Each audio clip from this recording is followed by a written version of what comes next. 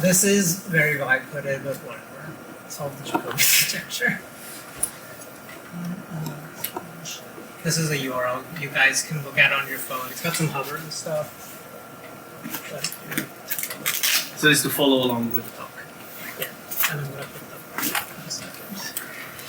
Mostly for a couple of interactive ones. But I'm just going to start with like a whiteboard explanation of a multivector and like why should you care? Because the talk title I gave to you was Leanier Algebra. That was fun. That was a fun. Yeah. Well, it is some linear algebra, but more like multilinear algebra. And then the lean is, well, because it's in lean. I'm assuming you guys basically all have like some conception of a vector, whether it's like the geometric thing of magnitude and direction or an order list of numbers, maybe the connection between them. Do you have like some familiarity with that? Is that a tensor? It's a type of tensor, but it's like a more useful specific type that tends to be easier to think about. Multivector. Getting to the tensor thing. Probably almost all of you have heard the word tensors. We don't need the formal definition of them today, thankfully. And I would find it very useful. We'll start with the flame war between mathematicians tensor and computer science tensor. What? Totally on the program now. Are you giving any more whiteboard stuff, and it's going to be perhaps your comfortable writing style? Do you mind if we come up closer for those with poor vision? Yeah, come Or, on. okay. And Come- like, come do you know on. what handwriting font size you're comfortable with? Yeah, It's my also- handwriting. I'm not that good at that. But there's spaces Sorry. in the prompts. Yeah. Yeah.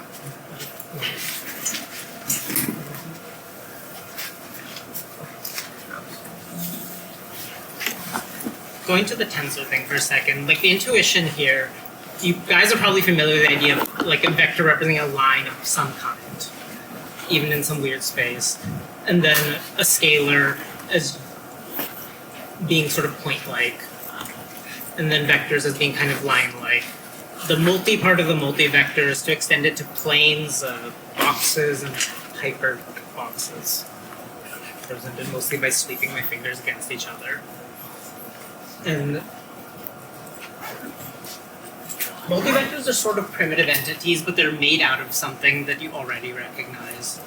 And the main way to get a symbolic handle on them, and I'll try to weave in some geometry, is through an operation called the wedge product, which is just written like the logical and symbol, which... Oh. I'm not going to give like some fully formal definition of this. I'm just going to give a few key examples and then try to build off from them. Although if someone wants a definition, I can struggle through one. Is it also the outer part? Yeah. Oh yeah, for that matter. The analog to this that you've already seen, which is essentially a case of this, is the cross product. And this is better because it's defined in all dimensions. The geometric idea is you can wedge together like two vectors.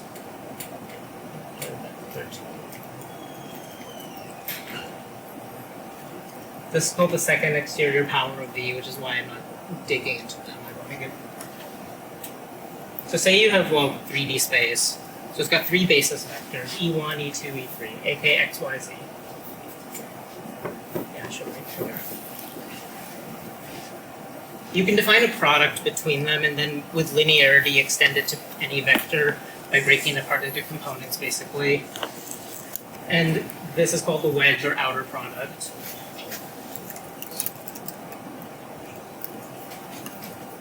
And I'll just do the X and Y. X, Y. Geometrically, it corresponds to you take one of them, and the order matters a lot. I'll just say you take the first one, and you sweep it along its length, the length of Y.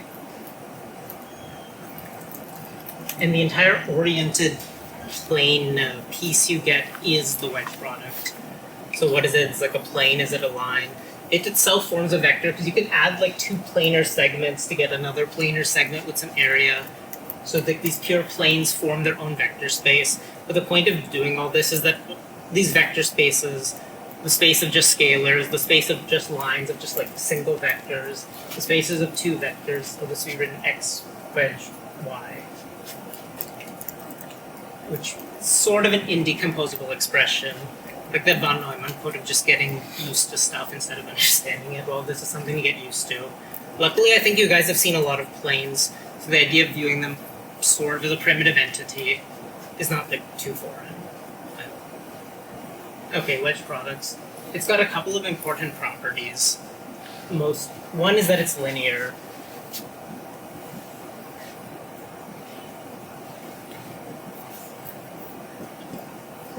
I don't know, someone in the audience just... Can you guys even see this? Okay, what is it? Anyone? X wedge y. Plus X wedge Z. Plus what? X wedge Z. Yes. The order matters.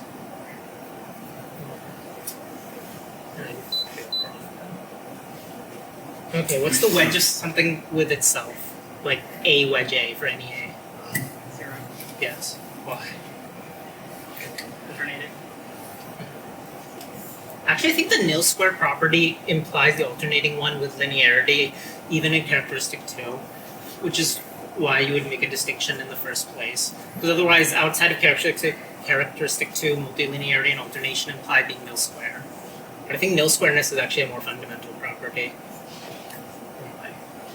Oh yeah, it's also, you can see from this geometric definition that like something wedge itself is 0 because it sweeps out no area. Let me look a little decimal fraction. Okay, the other important thing is actually like using this product, and you can use it like pretty quickly because the rules for it are like relatively simple. Which technically I've given all of them already, but you know, just can give the definition more enough. No. All right.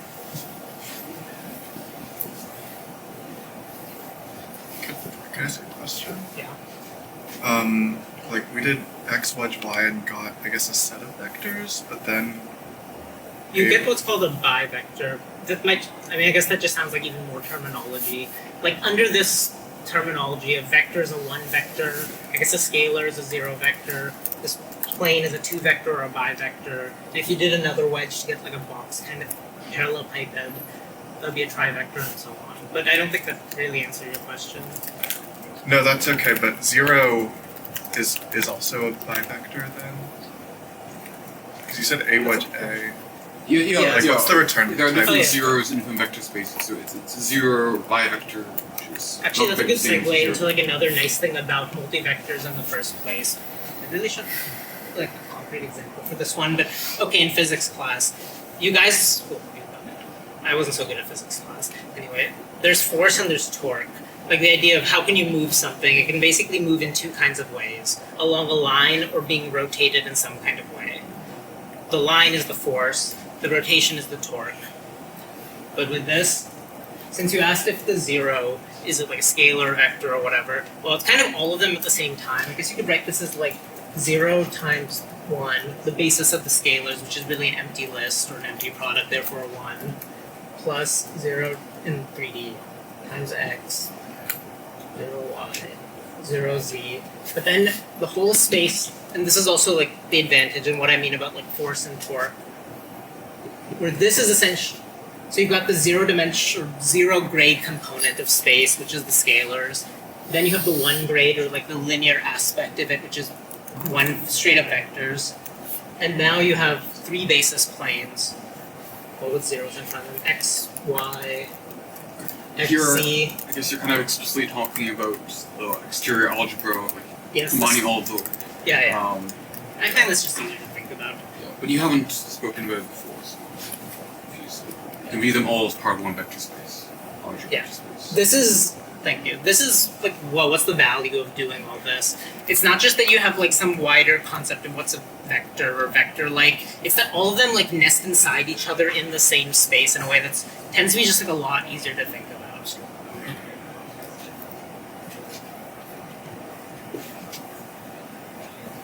And then finally there's a trivector, and because this is R3,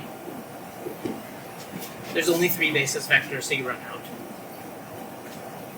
Do we have a name for one of these things? Like for one of these terms. Is this multivector?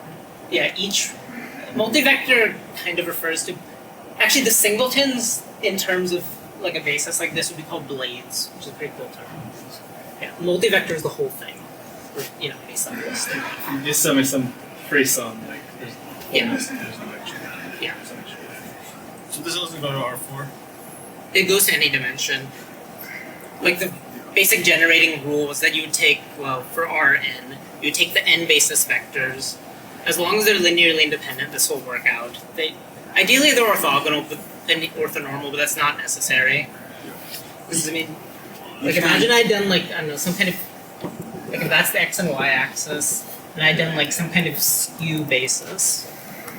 As long as they're not in the same line or linearly dependent, this thing of sweeping out the area would still work. It's just that it will form a really ugly parallelogram. So you can formally define higher multivectors in the two-dimensional space, but it's trivial to show that they're all equal to 0. Yeah. Because then you have repeated vectors. You have x, x, y, z. Yeah. Because you have x, x, the whole thing is 0. And all this is a bit unsatisfying. Going back to the physics thing, this would correspond to like force, torque. I don't know what these two correspond to, but the point here is that you can define another product called the Clifford product, where you say that this is defined on vectors. To define it on multivectors, you have general multivectors. The rule is applied recursively, but where you say A wedge dot B. There's more sophisticated definitions, but this is good enough for what we're talking about. Is the dot product, which you guys are definitely familiar with, plus the wedge product. But that's saying like for a line times a line is a point. Like the grades are 1, 1, 0, and 2. These look vaguely like the same symbol. Doesn't have. Oh, there's a dot, sorry. Sorry. It's saying like the product of two lines is like some inner component. This basically is how similar are they, which you guys have seen the interpretation of the dot product and that doesn't make sense and have to elaborate. I guess not. This is its partner, where this measures like how the parallelism or anti-parallelism, essentially how similar are things to each other. And I guess all the word vector stuff really justifies that now. This is like how dissimilar are they. You can sort of see from here. Because something's dissimilarity with itself is 0, which is borne out in this like linearized rule. It's, I guess anti-symmetry doesn't matter.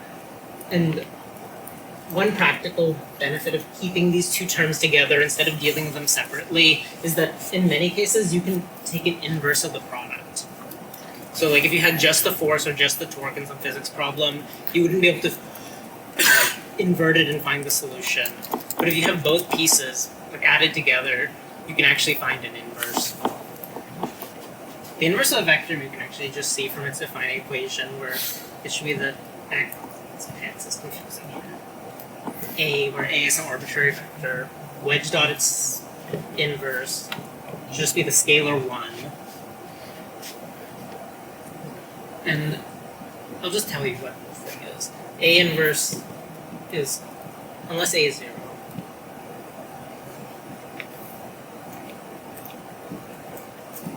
it's its normalized self. Yeah. What are we doing for dot producting two things from different grades, or wedge dotting? Wedge dot. If we You- have two things from You break different things grades. into. In general, the grades can mix. You will always get that there's essentially like an even part of the operation, which is grade lowering, and an odd part, which is grade raising. Yeah, sure, but like we have like A wedge dot parentheses B wedge dot C, right? Or even B wedge C, right? So the dot in particular, is that A dot B wedge C, or like what's the order of operations? Actually, let's just do that. The dot product we only know for vectors, right? Yeah. So Like to get at a multivector. Oh, I guess there's one more evaluation rule which is needed for the full. This is called the Clifford Algebras. Listen, you're in the middle of writing down what you're dictating, so you can follow along. I was just saying that the inverse of a vector is like essentially its normalized self. Yeah. Oh right. Yeah, her problem was A wedge dot B wedge dot C, with parentheses scattered in there somewhere. Or even if it was just wedge C, or wedge dot C. Just one wedge dot, but the other thing is not. Actually, I'll do two wedge dots because, to be honest, I kind of blanked out on if it's just a wedge. But there's essentially rules of distributivity. Well, this is just an associative product, actually, so the parentheses are technically unnecessary. As for like the short of, well, how would you actually do it? What's the distribution, particularly around the dot product? Is the thing. It's a pain in the ass is what it is. It boils down to, like, this is two things. One, like the general rule for actually getting this done in practice and not just in theory is you can write things out in some basis and then you can extend the vector rule by multilinearity and you get, this is the last reduction rule you need, which is that if you have some basis vector wedge dotted with itself, this can actually equal any number at all, and depending on the number you pick, will tend to be. But the question I was going to ask you though is around what do you do with their different grades? So if it's I'm saying that you essentially that you break the higher grade to lower grade, and then you split it. But like leftmost or like because you have a bunch of different grade one first grade vectors in any higher grade term, right? So the dot product, if you're saying the dot product has to act on the first grade thing, which one does it act on? Does it act on all of them? You do a summation, or like what's the? I never remember how this exact operation is used, but the dot product to do it for arbitrary multivectors gets generalized to this. The case, so I wrote the 1 and the 1 over them. The definition I gave was just for straight up vectors. Get at it. The full product is essentially defined recursively, another thing for which computers are pretty nice. Because that means you do some product that's kind of like a tree reduction, a pain in the ass. It's probably part of why these did not take off so much, although they have like a nice conceptual thing, because they tend to break apart into many terms, although you get this effect that you have few terms to actually understand like what's going on, but then if you want to perform the computation out, you tend to have to do decomposition. Alright. Like you can get special relativity by defining 4 basis vectors, x, y, z, and t, and then you can say that x squared, wedge dotted with itself, equals y squared equals z squared, which equals negative c. So I guess if you normalize by c, you can say that like all the space vectors square to positive 1, and that time squares to negative 1. Or you can say it squares to negative c squared. And then So what happened to the e's? Did they just disappear? say that again? So you have the number there, but there's no e basis. Oh, right, sorry. Is there an e This basis? is when I was you just have a referring you'd scale? have a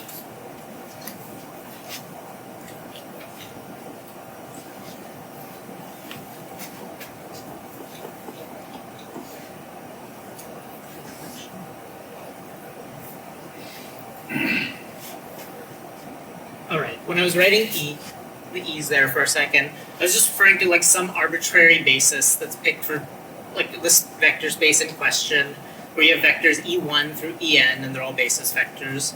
And then you can define like how to reduce all of this as fully as possible by saying what happens to a basis vector times itself. And then from that rule you can, and linearity, you can get what happens to any vector or multivector, because they're built out of one vectors. So the scalars are not like linearly tied to any of those spaces, or they're trying to work them. The scalars are just one way. Let's know. Think of this in terms of like lists for a second. Like in 3-dimensional space, you have like 3 directions. Yeah, you do have 3 directions: x, y, and z. And this is running through like every possible combination of using and not using them for a given term. So this one is using none of them because it's a scalar. Because it has no vector part. Which is why I wrote it as 0 times 1, where you say like 1 is the basis of the space of scalars. And then you have 3, in this case you have 3 parts, or really more generally you have n parts for the pure vectors of each one expressed just by itself. Like n choose one. And then you'll have n choose 2 for the planes, and n choose 3 for the boxes. Sure, solids. So what happens if you add a plane to a scalar? It just kind of is like its own thing. It's like 2 plus xz is just 2 plus xz. So it's like If- formal. Yeah. You don't get like. If there's like some good geometric interpretation, I would sure love to hear it.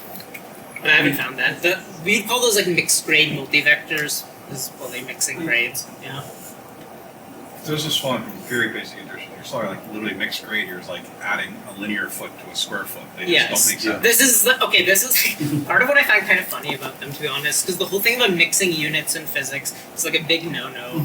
But here you really are like doing exactly that, because you're saying like a line times a line is a point plus a plane, or if this was like a meter times a meter, it's a number plus meters squared, or like 1 plus meters squared is its unit system, which is like kind of odd and like, whoa, why would you want that? At least for me, it's because you can often do inversion, and being able to do division is pretty great. So yes, so mathematicians like to talk about like the direct sum of vector spaces. So just like you take one vector from each vector space and you just consider formal sums where the sum symbol doesn't really mean anything. And so if you add 2 vectors within this direct sum vector space, you just add them component wise. Product, the scalar product is just it's just activity. It is literally like adding apples to oranges. If you have like sort of an apple basis and an orange basis, and you kind of put them in a bag next to each other, which is the like you put them together, but the putting together doesn't really mean anything. Although often the opportunities to cross grades The thing is that's underrated. about it is like the product structure of the algebra, right? So it's an algebra product in particular, but then within that algebra, there's still sub-vector spaces where the vectors are meaningfully comparable to one another. Right. Well, it's just a question you're not allowed to. I mean, it's just a question of if there's actually 4 vector spaces or there's 3. Because Actually, in that case, there are 8. dimensional. There are 8 vector spaces. there's eight- The space of scalars, because it's spanned by 1, is one-dimensional always, because it's equivalent.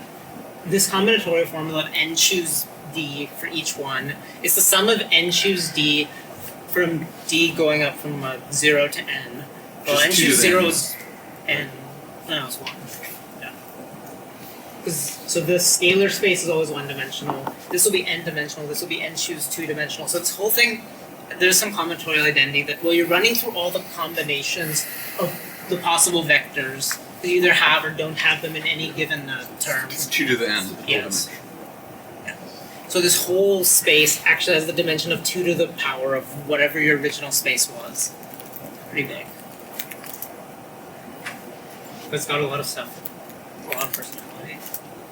So another way to look at it is with a direct sum. The new basis is just the disjoint union of the 2 original bases.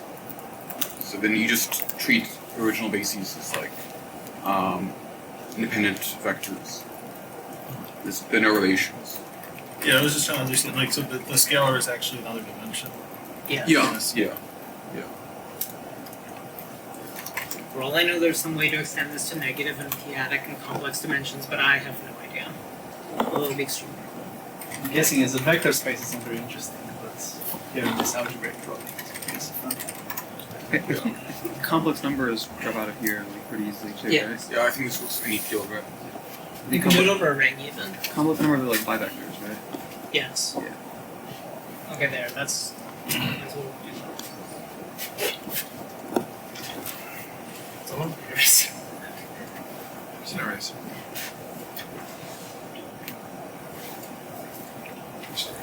This should be very fun from the whiteboard. God, I get it.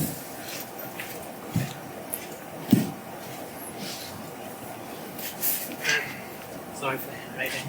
That's saying the complex numbers are isomorphic as a vector space and what you call Clifford space, or as a multivector space, to a space which has 2 basis vectors. No, actually.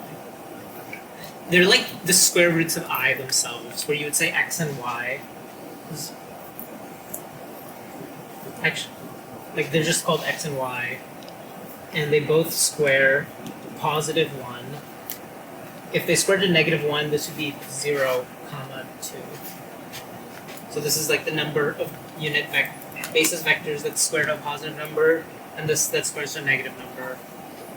Which is not like some fundamental thing, but it's in the standard notation if you guys end up reading about this later. But from like the anti-symmetry rule and Would the it usual be- square what? Seem naively of being CL11, right? So one of them squares to a positive number, one of them squares to a negative. That's They're all technically isomorphic, right?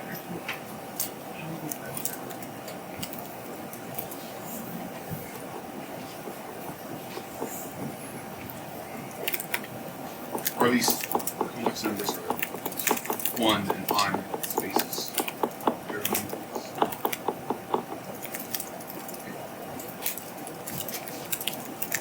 I mean, if it generates the graded algebra, you don't need a generator for the one that squares to 1 anyway, right? You just have the standard, the 0 grade as well. so that's one. I guess this then wouldn't that imply that this is isomorphic to then the third 1, 1 of like 1 and I? Because here if you have this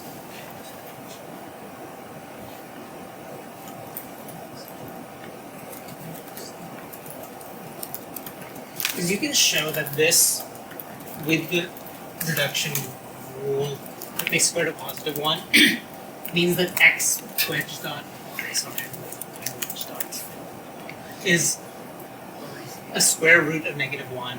Basically because of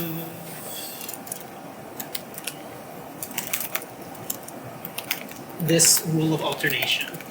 That if you swap the order of what's being wedged, is for orthogonal vectors, and I'm assuming that these are like unit or like the normal xy vectors that are unit orthonormal.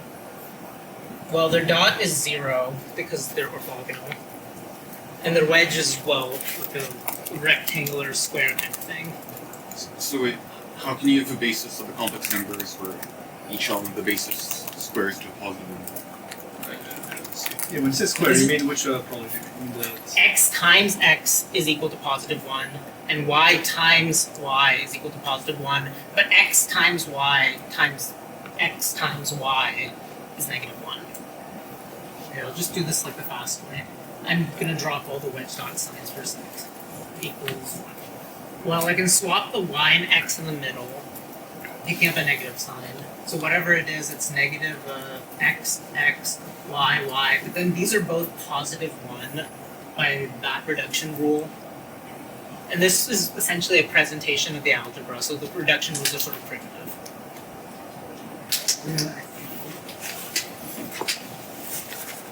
You could clarify that they're different basis vectors.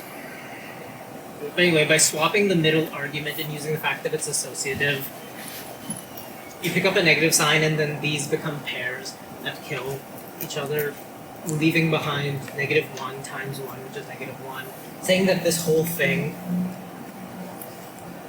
is negative 1, and therefore is a square root of negative 1. Because, well, I mean, what's a square root? Something that times itself is the thing. Actually, I have that the complex numbers are CL01. Just one generator? Yeah, I, right? And then you automatically get 1, right? Because it's scale. the dimension has to be 1. It's 2 to the n, right? So it has to be n as well. I think the point here is we're reconstructing by using the wedge dot representation. Say that again? Oh, just because you can obviously do a complex plane with the CL01, but I think the point here is that we're using a wedge dot rather than a normal wedge. There is some conflating when it comes to the unit basis vectors, because in practice, they'll just be like the usual orthonormal set. And there, the dot part of wedge dot will be 0 always. We will need this before dimensional, I guess, to Yeah, I generate think this might be the quaternions. by what you just wrote. X. if you add up all the resources. Okay, the even sub-algebra of it, sorry. Okay, this entire thing, in general, not just the complex numbers, splits into even and odd components. The even components basically corresponding to what's the same, the dot, and the odd to, well, what's wedged. Or to, if they have an even or odd number of components. So if you take the even sub-algebra, which is the scalar bit, and in this case, the bivector bit, because it has, well, 2 vectors per term. Whereas this has 3 and this has 1, so the odd bit would be these. Only the even one is a subalgebra, and it is a subalgebra because it contains 0 and all the relevant closure, essentially because multiplying even numbers against themselves is even. Once you start doing this stuff, a lot of stuff around parity comes up. You're always like swapping expressions to pick up negative signs and things. Alright. Is it time to see some lean, maybe? Yes, Help we'll see us, something. You'll help us, maybe. You'll keep us Yeah. honest. This bit and this bit is the complex numbers. This bit and all 3 of these is the quaternions. Which is also why I like these, because they do nest into each other, not just in the way of counting grades, but also that they, like all these random mathematical structures that come up of real complex quaternion, the octillions too, all like nest inside each other. It's also why why quaternions are just used for rotation, because the ij and k are basis planes of 3D space, which would explain why you can define rotations in 3D space with them.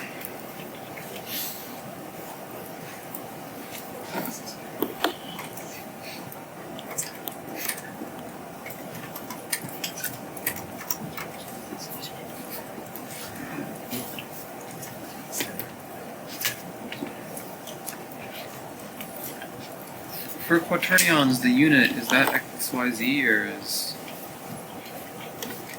Like quaternions have 4 numbers. Okay. 3, well, I guess 4 counting 1. 1 ijk, right? Yeah, and so is the 1 just like regular 1 or is Yeah, it... 1 is regular 1, bivector? and then the ij and k correspond to the 3 basis planes. Which one depends on like your sign convention. Okay. What did the trivector do? The XYZ bit. Well, the moment just kind of sits there. You can use it to define volume. I'm not sure we'll get to that. And here is a You might have to turn that back on. The white remote over there. Here. You see it?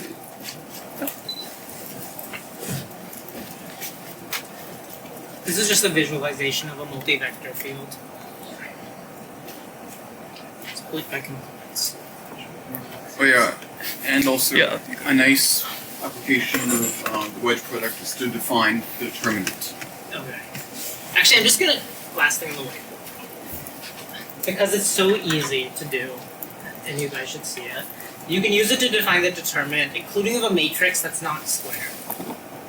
Where it's just like for any matrix, you take the columns as column vectors. Like say you could.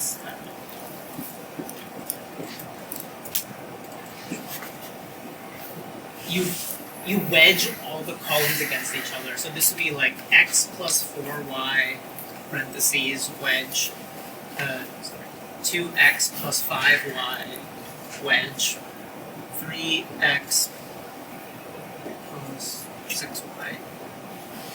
And you guys can do this by using the swapping rule and its linearity. You'll get, the basic thing you'll get is if the matrix is square and the determinant's not 0, then all of this stuff will cancel so that there's only one term, which is of top grade, and it has a sign. And so in this case it's like this, or would, in this case it's, if it doesn't have just one term, then it wasn't from a square matrix. But it gives a clean generalization. And by the same way that there's like 50 different conditions for something being invertible, a matrix is invertible if and only if all of its columns wedged together is not 0. Or, you know, a set of vectors is linearly independent if and only if its wedge is not zero. Not as efficient as like packed matrix algebra, but conceptually very nice.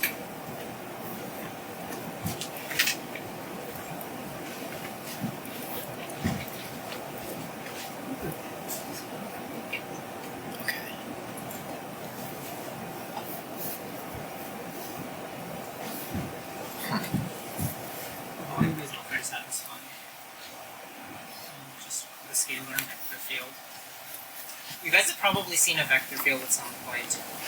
Like you got some space, usually some uniform mesh over it, and for each point you pick a vector field. And so a multi-vector field is for each point there's a multi-vector. But really it's like several fields laid on top of each other.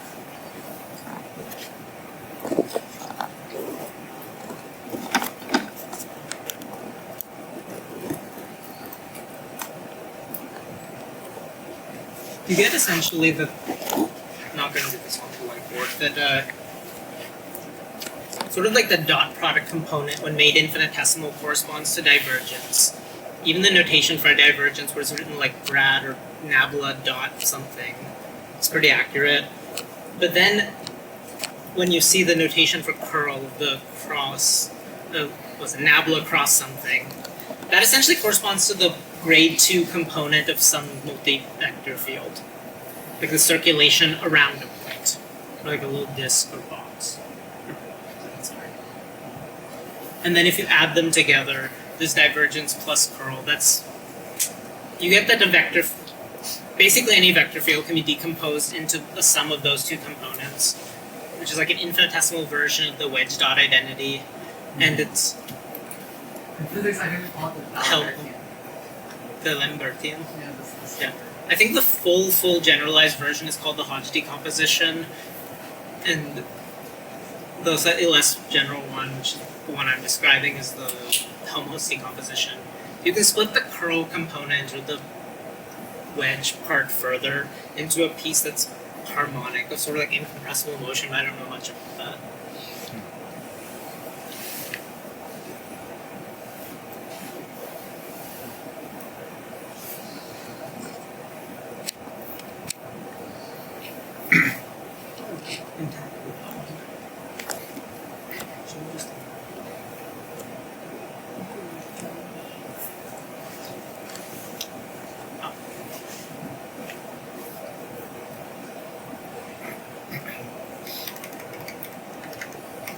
I was pretty impressed that I could get this to work.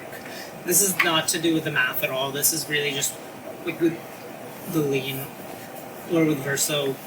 It was able to do this nice like inline evaluation and hovering over terms and stuff.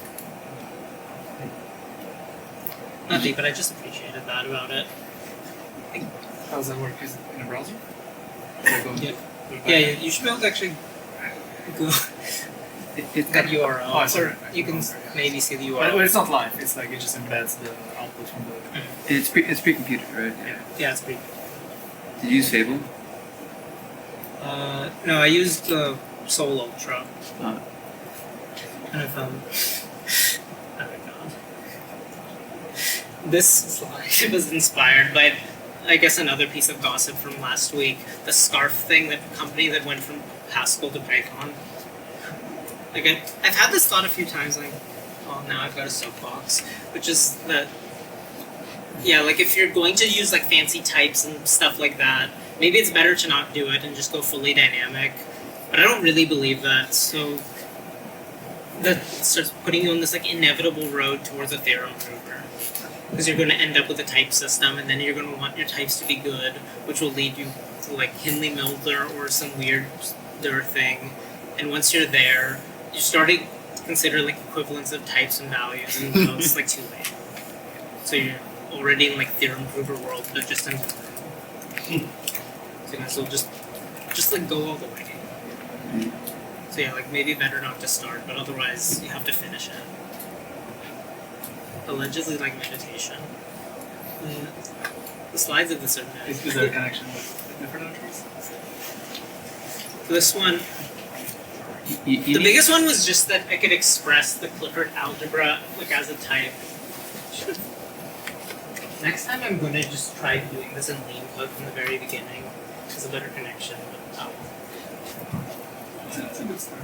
like here you can define this type, whereas really would be like CL or Clifford of then some base type that's a ring of scalars. So like over the reals of the complexes over I don't know a frame field. And then PQ and what's written as R. This is the third one that's 0. Corresponding to the number of components that square to a positive number, a negative number, and 0. Clifford Algebras Matlab? Only in like the most bare form, where it's defined as like a quotient of like an ideal by a quadratic form, which is essentially what just squaring rule is, the quadratic form, or it's a bilinear form corresponding to it, where it gives like a very generic way of defining distances on some kind of space.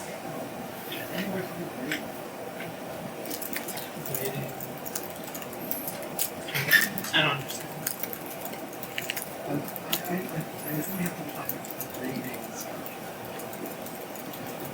So there's something called like tensor algebra, which is just like formal combinations of things, and then these relations give you the ideal Jacobian buffer.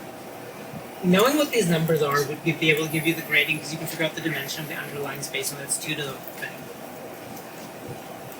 Another nice thing about definitive. Can we see the code? It's gonna be dire, but let's If it's worth it. do so. Let's see if it actually. Oh wait, very important. Credit to Michael Reed for creating Grassman.jl, a Julia library, which is just like shamelessly used, and then with the AI to go for just lean rewrite. Thanks, Michael.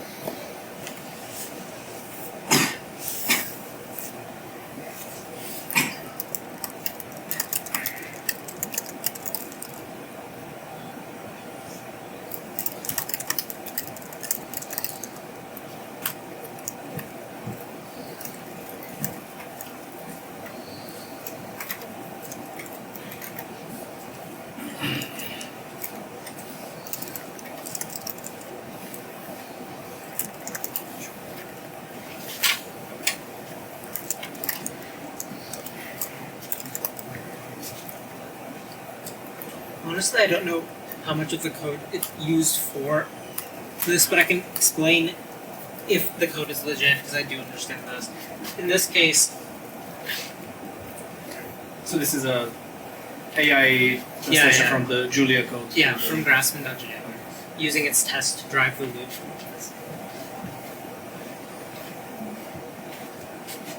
Oh, here, structure of blade.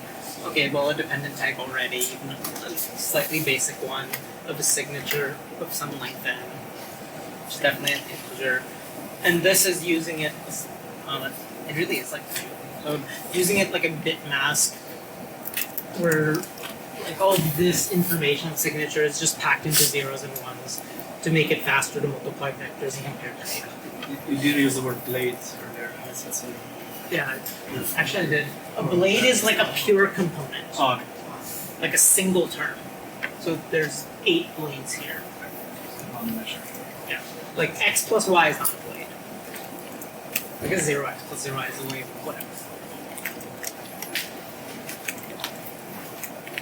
And this is over which field? I think this is just the real. Just this.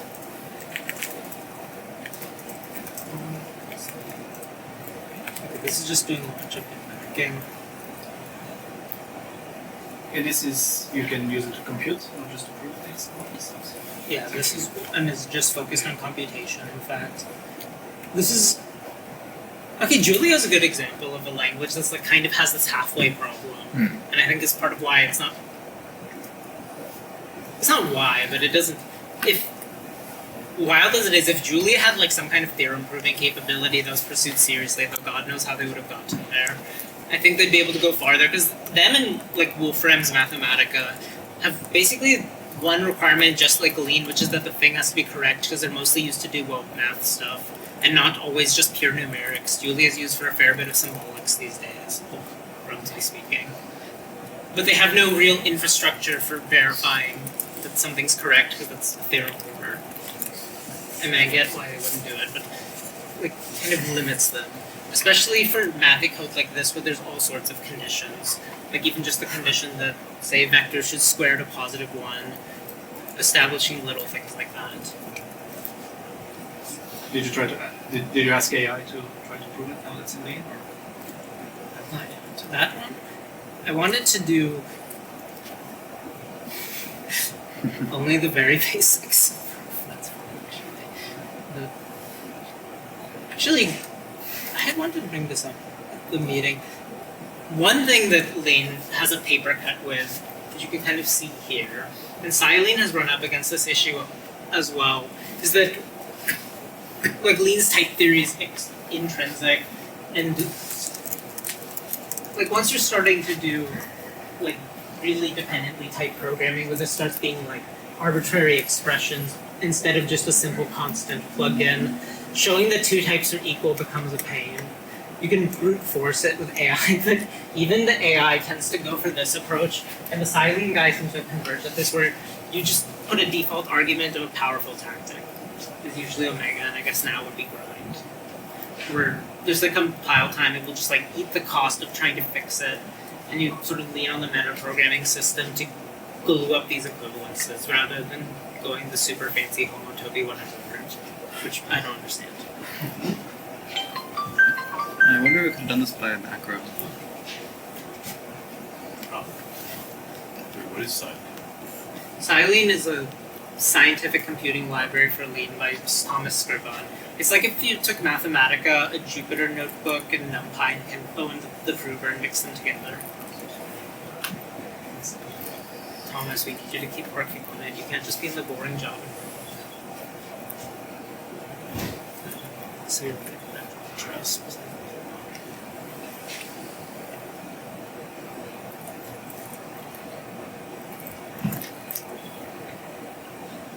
So far that was mostly just definitions. Yeah, I'm not too happy about that either. I just like the grading structure is kind of like definition dense. Because as far as like actual new content, what is there? It's that you define like two, or really one product. You define the wedge product, and then you use that to define this actual Clifford product of the wedge dot. And then you use the linearity or multilinearity of it to talk about other stuff. Do you And have like proof of like these identities that you can compare? which one like that? Distribution. A wedge A0. I feel like those should be You like could do it. one liners. I just think doing it is like the quotient of a tensor algebra and appealing to that. That's what. Can you do arithmetic with eval?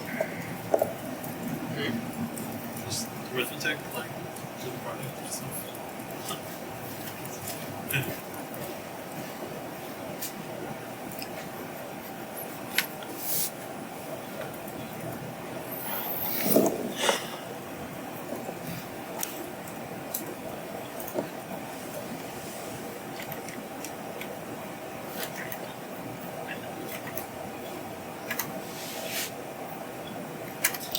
Doesn't Julia have cat lab or something that's kind of like a category theory. Yeah, no, I think they've rewritten it in Rust since. Good choice, but I mean it's either Rust or Lean. It's like,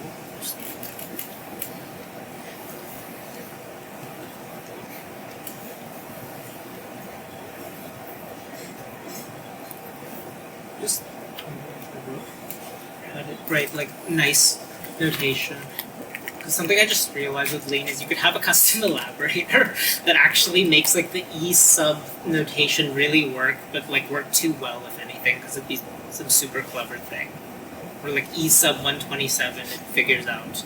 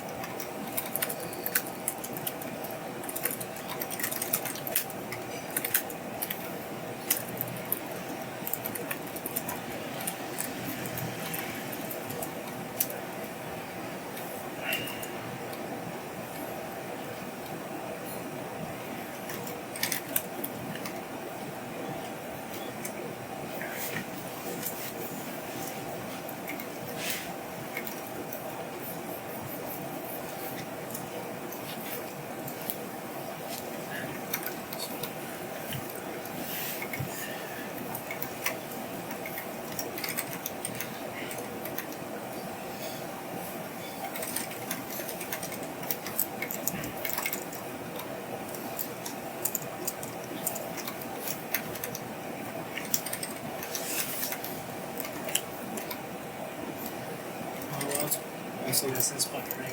I'm going to point out another thing of like X very dependently type programming.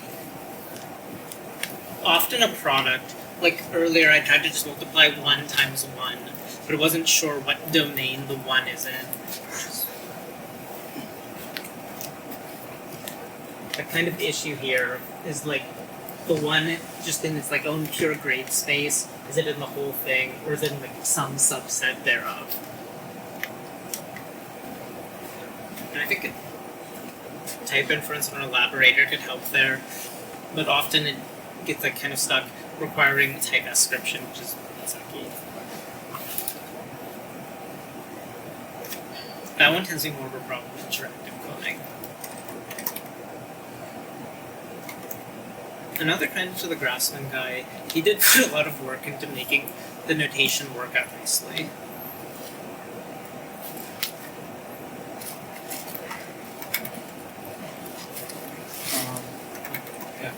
This might take longer to fix live. Any other content or shows or Multivector fields.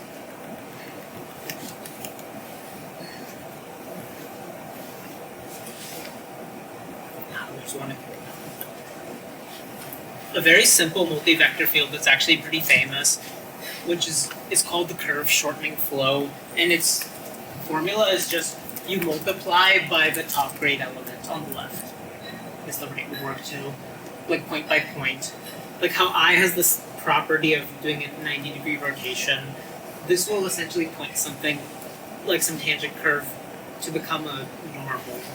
and then if you take some small step towards the direction of the curve, you'll naturally get a curve that's shortening itself. But this flow is pretty famous. But implementing it with all this is very easy because it's just capital I for the top grade term times x, and that's it. Okay, I think that's it.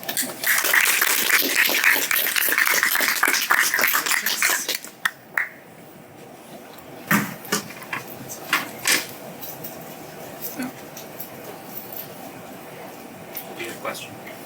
I've got one question.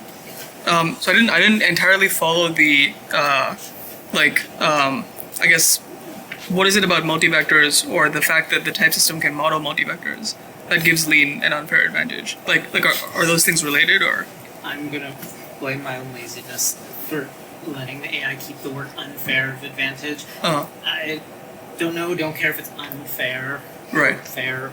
I would say the advantage comes down to like three-ish aspects. One is that yes, this type system is more powerful. Right. But Idris has that. Two, that it does have infrastructure for theorem proving. And three, like this four.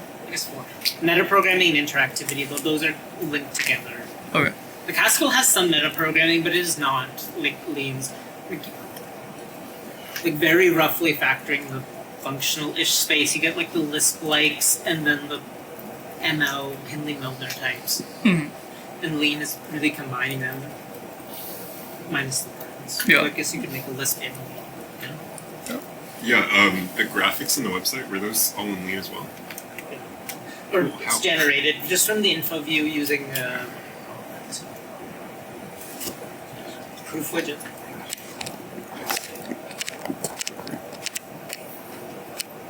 So this is cool mathematically. It's also useful if you're doing computations or Yeah, it's like this 80-20 of a lot of the part of math that's sort of concerned with the interface between physicsy stuff. Like it has a lot of pieces that are embodied in physics, not just like little things like the force and the torque. You get, but also so a if big you part of my appeal to me is that it's still like a very general space, but actually like computing, it's on this like sweet spot where you can, there are like actual computation rules that you can do like on a whiteboard, even lazily. so if you're doing some 3D, Yeah. visualization for physics or something, like would you reach for this? Oh yeah, absolutely. It's still Okay, it's the still formula- You don't need to go to again. Yeah, like I think he can rephrase Maxwell's formulas in terms of the wedge parameters, right? yeah, it breaks down to just the grad of the electromagnetic field is its current, which you can also use to show that its potential is harmonic. So I first learned this in a class on like spin manifolds, how about like Yeah, the theory spin and stuff is the same thing. This is spin.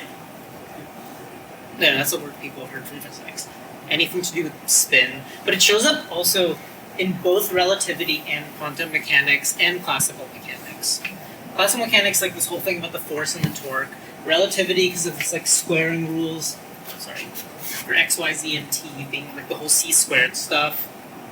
And then in quantum mechanics, the Dirac matrices are like equivalent to multivectors. I think it's somehow relating to gauge theory, which is pretty much all modern theories of physics, gauge theories. Did Einstein not have Clifford Algebras? That's why he just They did in fact exist by then, but no, I don't think he knew them. The wedge stuff was based on Grassmann's work, which is why there's at least one library named after for him. Then Clifford realized about 50 years later, in the 1890s, that if you basically if you combine the inner product, something equivalent to this understanding, then you would get the complex, the quaternions. I think that was the specific connection that he found interesting. Because Hamilton had already put in work towards quaternions, and then people were wondering what's the relationships between all these kind of exotic number systems. This whole thing of squaring to positive, negative, or zero is like a nice way to organize stuff. I mean, I just use it to organize like general relativity, special relativity. You get general relativity by basically making this infinitesimal and applying it over a manifold. There's also a relationship between Clifford and tensor algebras, right? Yeah, but the tensor algebra is a free algebra, so everything will be a quotient of it. Everything's related to tensor algebra. Okay, kind of like that. Too general. Or too broad. That's the other thing. Like, yeah, you could use the tensor algebra, but this tends to have stuff that has like some kind of physical interpretation, which, if nothing else, helps with intuition, while usually not excluding cases of interest. If anything, it's like giving up a bit of generality to get like quite a lot of power. I wonder, like, if you could define in Lean Clifford Algebras in terms of quotients over tensor algebras, and like that would They give are you. defined. Yeah, Oh, they are defined this that is way. the standard abstract mathematical way to do it. Got it. Which And like, kind of limits their computing stuff, you know. so what is the quotient that they're? So you have an ideal generated by these relations, and you used the quotient by the ideal. Like, what is the quotient? Oh, Like, it's what are we associating so in the tensor algebra to get a quotient? So basically, if anything differs by an element in that ideal, they're considered the same. That's what a quotient is. You weaken the notion of option equivalence. Yeah, it's an equivalence relation, which defines a new notion of the quality of elements in the quotient. Well, I know what a quotient is, but like what is that equivalence relation? So, What specific terms in the tensor algebra are you associating? Or equivalent. yeah, so x is equivalent to y if the difference is an ideal. He's asking what's spelling out the ideal, Yeah, but yeah. somebody just needs to put it. I think nobody gets Yeah, it. Like, just Google it's it. a bunch of. Yeah, the ideal is the thing generated by the relations. So with all the combinations, with all. You're just gonna have to Google it. Dude. Okay. It's in the wiki page for Clifford Algebra. Got it. I've looked at it. I sometimes forget. Just the, even the tensor algebra is an ideal of the free algebra. Yeah. How many universal property? Or is that also too much? The universal property of this, which actually the wiki page explains as well, is that But in my opinion, the universal property. I don't have the exact one off my head, but it's like roughly one of the most general ways of just like putting some kind of notion of size or in a linear kind of way on a space.